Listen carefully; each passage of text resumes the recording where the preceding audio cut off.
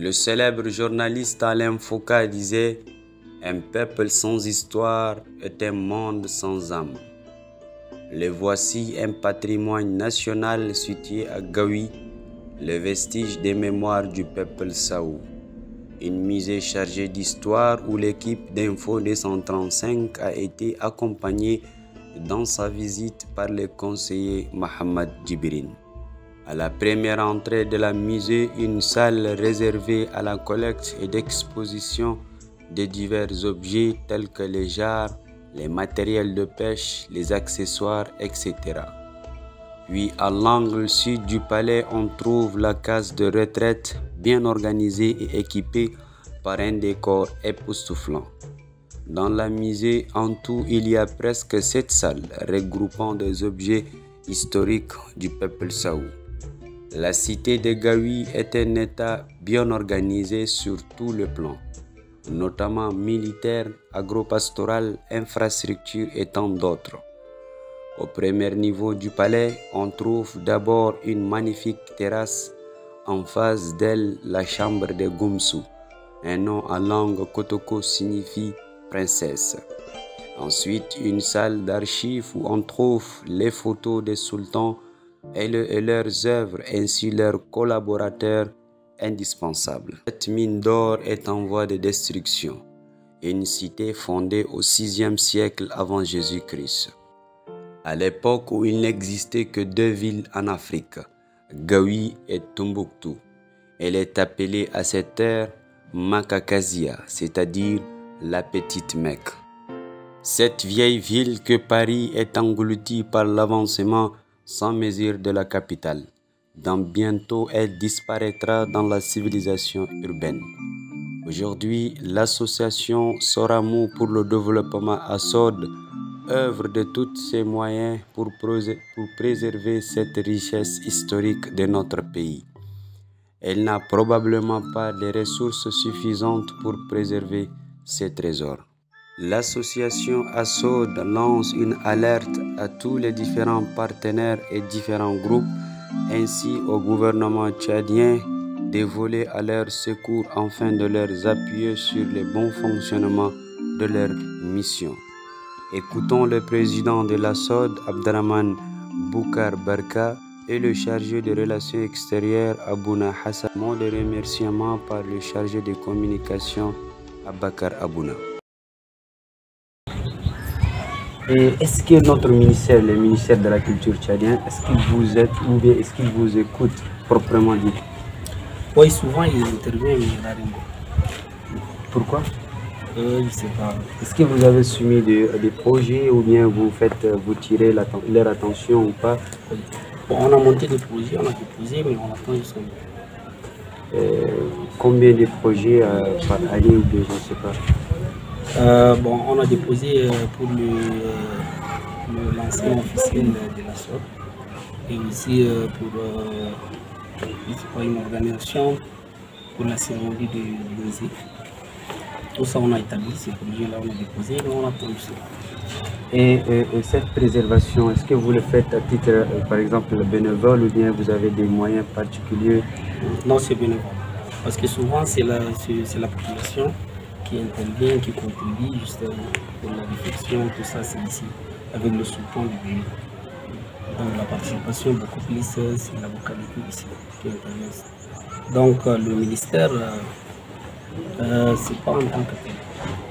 Et sinon la conservation, parce que ça appartient à nous. Normalement, c'est pour tout le monde, mais ce qui intervient beaucoup plus, c'est le docteur.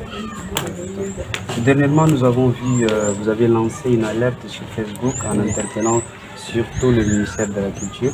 Et nous avons vu aussi la visite de la ministre de la Culture. Donc, est-ce qu'il y a eu vraiment, est-ce qu'il y aura une possibilité, une grande possibilité pour sauver les vestiges de peuple Saou? Oui, c'est vrai, c'est possible. Il y a une grande possibilité parce qu'on a monté des projets.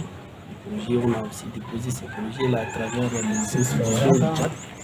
On a aussi déposé dans certains ministères qui s'occupent du tourisme et tout ça. Mais jusqu'à là, je ne sais pas. Mais sinon, la possibilité de conserver le peu de moyens qu'on a, on n'arrive pas à le faire en tant que tel. un travail public.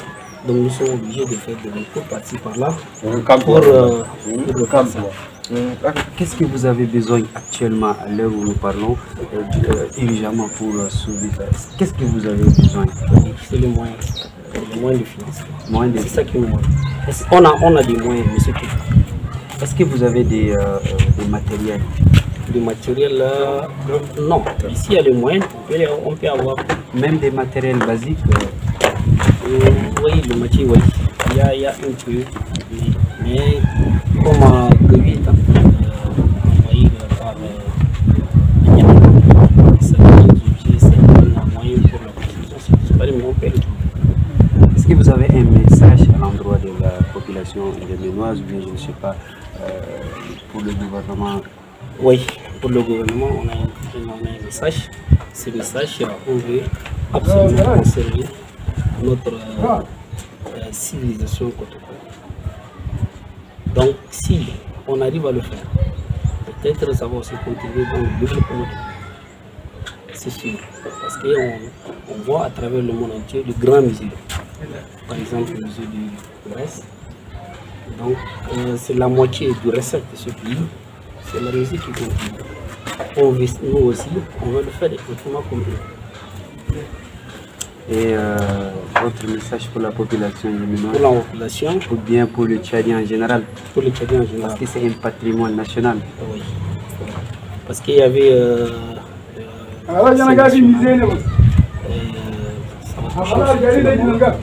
si, c'est comme si l'identité pour la population du Tchad. Donc si on arrive à le faire, il y aura beaucoup de visiteurs. Et à travers cette musée-là, on peut aussi défendre sur le plan national et international. On a aussi notre histoire. Donc c'est juste ça. Merci Monsieur le Président Lassot. Notre cri d'alerte, franchement, comme vous l'avez si bien évoqué, le musée de Gavi, c'est un patrimoine national. C'est un patrimoine national et sa disparition, c'est comme en quelque sorte un effacement d'une partie de mémoire du peuple tchadien. Nous, de nos gouvernements, on s'engage à préserver ces patrimoines, mais d'abord, elle est commune à nous tous. C'est un travail qui incomberait en principe à tous les Tchadiens. C'est pourquoi nous avons lancé une alerte pour l'opinion nationale et même internationale. Parce que le village Gavi date, franchement, c'est un village plus ancien que Paris.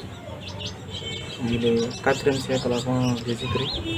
C'est la plus ancienne civilisation. Jamais est venu trouver une civilisation humaine déjà là.